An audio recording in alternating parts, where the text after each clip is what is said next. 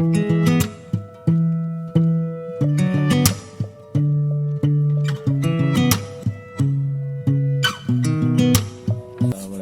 warahmatullahi wabarakatuh.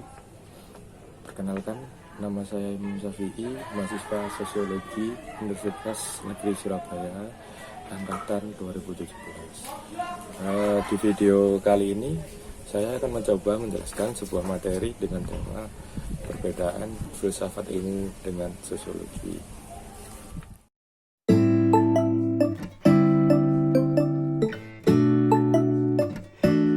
Yang pertama, saya akan mencoba untuk menjelaskan perbedaan antara filsafat ilmu dan sosiologi. Yang pertama, filsafat ilmu. Secara etimologis, filsafat ilmu berasal dari bahasa Yunani, yaitu filosofia, yang terdiri dari dua kata. Yang pertama, philien atau cinta, dan yang kedua sophia yang berarti kebijaksanaan. Sedangkan secara terminologi, filsafat adalah sebuah ilmu pengetahuan mengenai segala sesuatu dengan memandang sebab-sebab terdalam tercapai dengan budi murni atau kebijaksanaan. Sedangkan sosiologi secara etimologis berasal dari bahasa Latin, yaitu socius dan logos. Socius sendiri yang berarti kawan, dan logos yang berarti ilmu pengetahuan. Sosiologi sendiri merupakan sebuah ilmu pengetahuan yang kemasyarakatan umum yang merupakan hasil terakhir daripada perkembangan ilmu pengetahuan. Oleh karena itu, sosiologi didasarkan kepada perkembangan ilmu pengetahuan. Dan sosiologi harus dibentuk berdasarkan pengamatan dan disusun secara sistematis dan metodologis.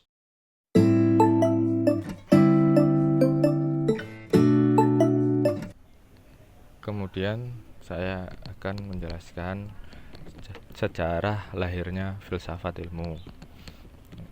Yang pertama, pada masa Yunani merupakan peradaban paling penting, ditandai dengan perubahan pola pikir manusia yang awalnya mitosentris atau pola pikir yang percaya pada mitos untuk menjelaskan fenomena alam, kemudian berubah menjadi logosentris.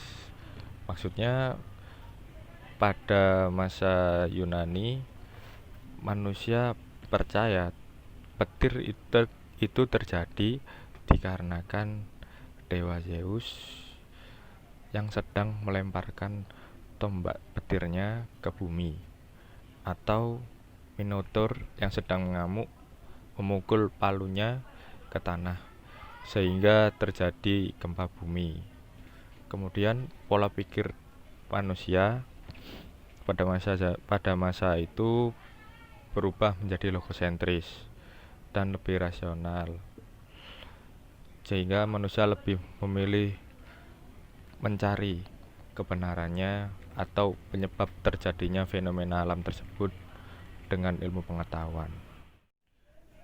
Kemudian pada masa pertengahan diawali dengan lahirnya filsafat di Eropa. Pada masa ini lebih banyak didominasi oleh pengaruh agama, sehingga pengaruh agama ini dijadikan pemecahan sebuah masalah yang mana corak kefilsafatannya lebih bersifat teosentris.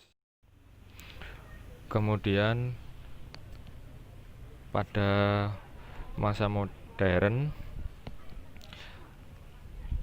diawali pada abad 15 sampai 16, peranan ilmu alam yang sangat menonjol mengakibatkan pemikiran filsafat dianggap sebagai pelayan dari teologi, atau sebagai sarana untuk menetapkan kebenaran manusia mengenai Tuhan yang dapat dicapai oleh akal manusia.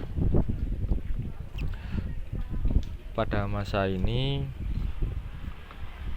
telah menempatkan manusia pada pemikiran secara antroposentris yang berdasarkan akal pikir manusia atau menggunakan metode logis ilmiah dan pengalaman. Pada tahun 1596 sampai 1650, René Descartes sebagai bapak filsafat modern telah berhasil menggabungkan metode ilmu alam dan ilmu pasti ke dalam pemikiran filsafat.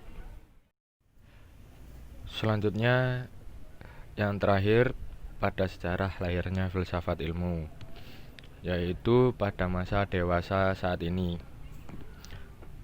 Pada abad ke-20, filsafat lebih dikenal sebagai filsafat kontemporer yang memiliki pemikiran yang mana lebih memfokuskan pada bidang bahasa dan etika sosial. Pada bidang bahasa, memuat pokok masalah pada penafsiran bermakna ganda pada berbagai istilah, sehingga timbullah filsafat analitika atau membahas cara berpikir untuk mengatur penggunaan istilah-istilah yang menimbulkan kerancuan. Para ahli menyebut bidang bahasa sebagai logosentris yang menjadi objek terpenting pemikiran filsafat. Sedangkan etika sosial memuat pokok masalah terhadap apa yang telah diperbuat di dalam masyarakat dewasa ini.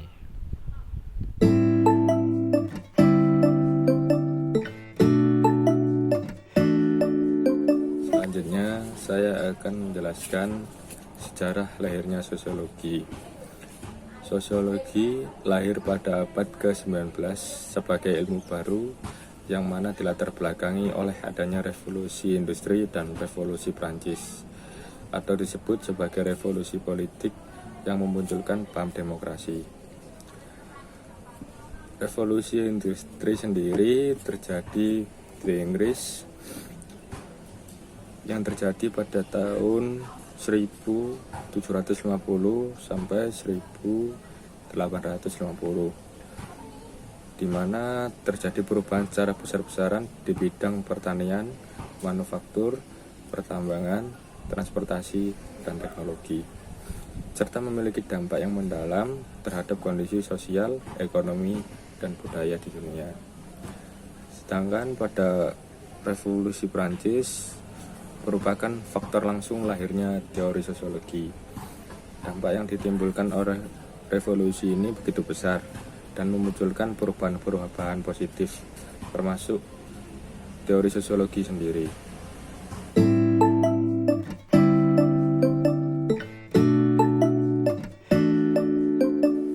Selanjutnya saya akan menjelaskan perbedaan teori berpikir antara filsafat ilmu dengan sosiologi. Yang pertama, perbedaan pemikiran filsafat ilmu, yaitu secara menyeluruh atau berpikiran luas, tidak hanya terpaku pada satu sudut pandang tertentu. Maksudnya ingin mengetahui hubungan antara ilmu yang satu dengan ilmu yang lainnya, hubungan ilmu dan moral, seni, serta tujuan hidup.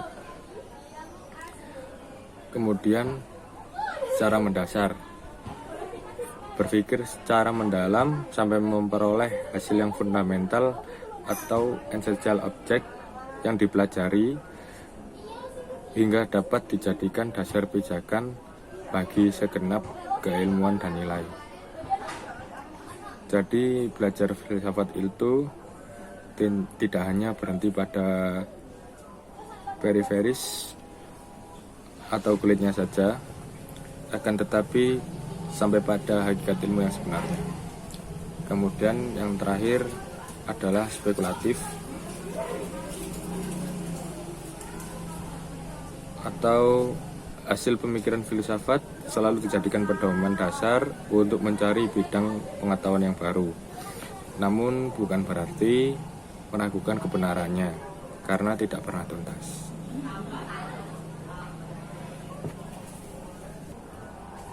Kemudian ciri berpikir sosiologi yang pertama secara empiris, yaitu berdasarkan pengamatan atau fakta yang dapat dirasakan panca indera dan dapat diterima secara rasional, bukan dengan cara spekulatif.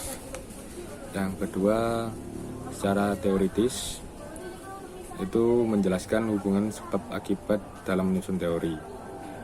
Yang ketiga secara kumulatif, yaitu hasil pengembangan dari teori sosiologi yang sudah ada sebelumnya.